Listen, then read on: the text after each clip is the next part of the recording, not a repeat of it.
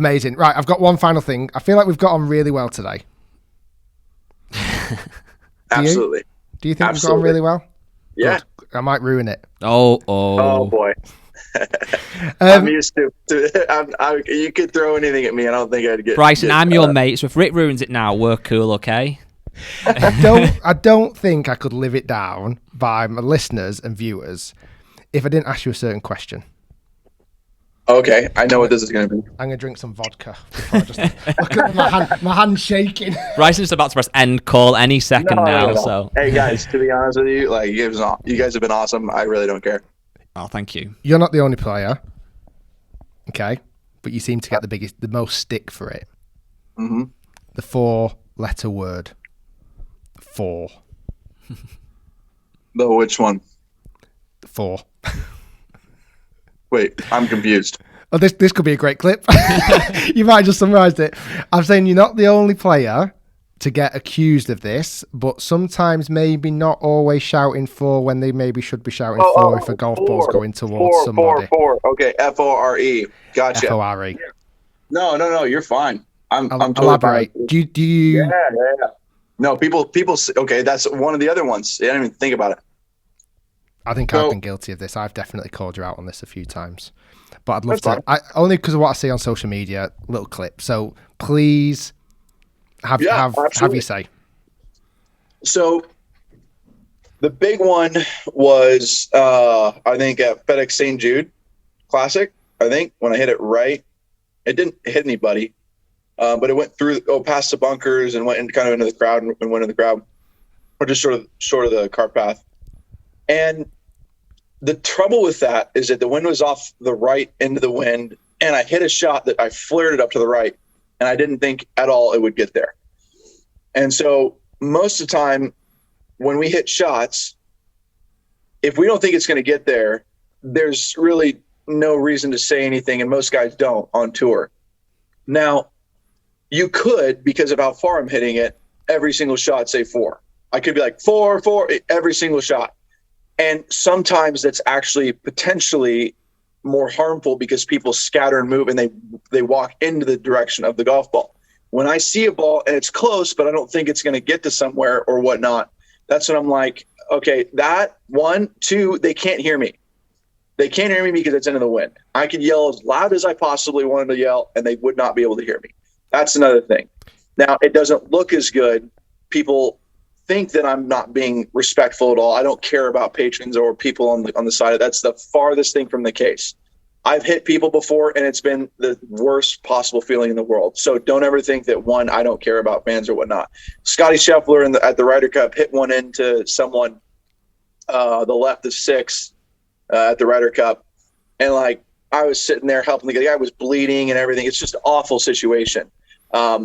Brooks hit someone in the eye at the Ryder Paris. Cup and at Paris. I mean, this happens. It's a part of the sport.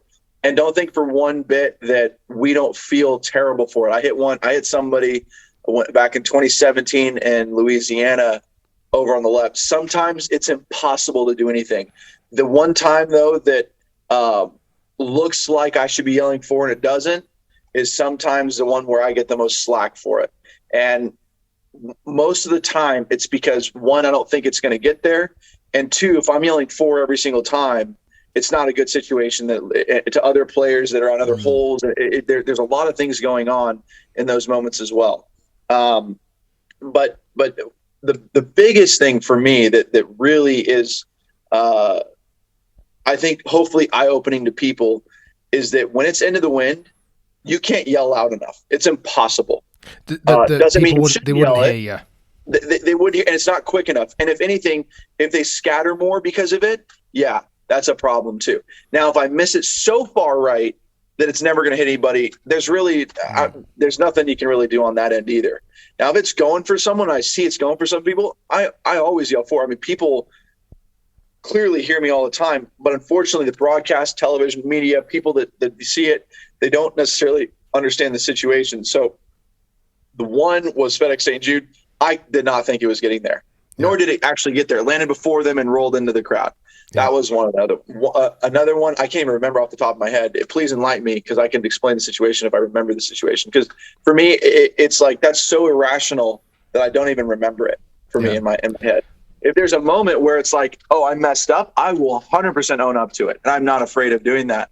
I can't come off the top of my head and remember one of them other than that. So it's almost more isolated incidences where you've explained it. Because if we've ever talked about it, a lot of people say, yeah, but nobody can hear it when it's 350 yards away. Where I would say they could hear it, but as you're explaining, if it's into wind, you might not Impossible. hear it. I get that. And that makes downwind, 100% they can hear it. So shouting it, I think it's just, for me, as growing up, and it's almost one of the first things we get taught as a golfer, and like it's one of the first Same things. here, by the way. And I just think, certainly from a few incidences which have probably been blown up on social media, it sometimes worries me about what that portrays to the younger golfer.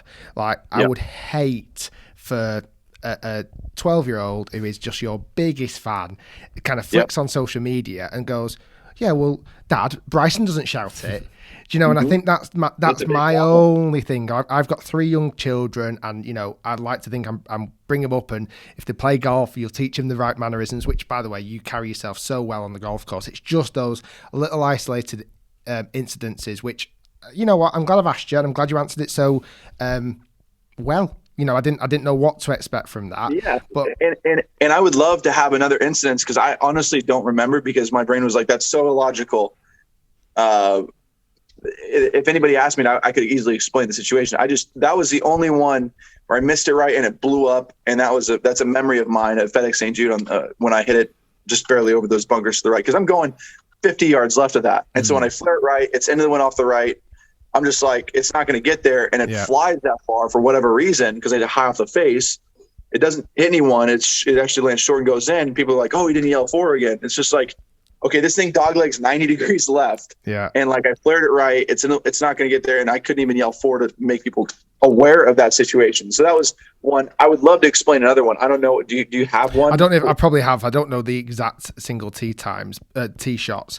I've got an idea for you though. Yeah. How you can kill 2 birds with 1 stone. Okay. Next time you think it's even in doubt, shout FORE and subscribe. That's actually pretty funny. So just like FORE and subscribe. FORE and subscribe to my YouTube channel. FORE, because I think then you've covered your back. That'll be on the national. That'll be all over the place. That'll go viral. You've covered your back. So if anything bad did happen, or if it hit somebody, you're teaching kids how you should be, and then also, and you're getting some subscribers. I like the idea. I love it. So St. Andrews, I want to see FORE and subscribe. FORE and subscribe to my YouTube channel, please. Thank you. Sorry if I hit you. Well, Bryson, you've been a pleasure. Thank you very much. Amazing. Hopefully we're not taking